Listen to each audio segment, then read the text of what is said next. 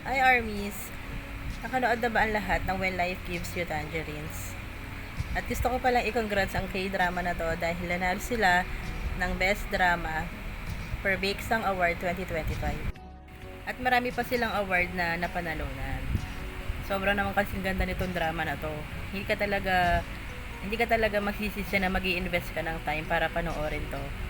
Dahil sobrang ganda. Bali, siya yung leading ko na talaga.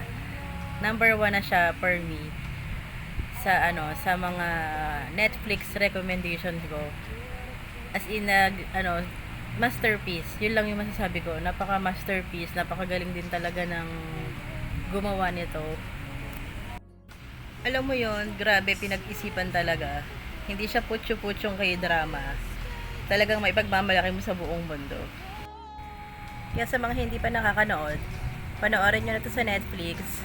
Meron tong 16 episodes. At saka isa na to sa pinakakalmadong K-drama na napanood ko. Sobrang ganda talaga. Lalo na yung character dito ni Ayu at saka ni Park Bo-gum. Sobrang galing nila. As in, sobra.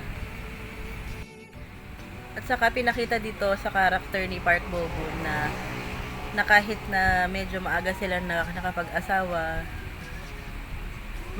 mararamdaman mo talaga na nasa safe na safe kang lugar.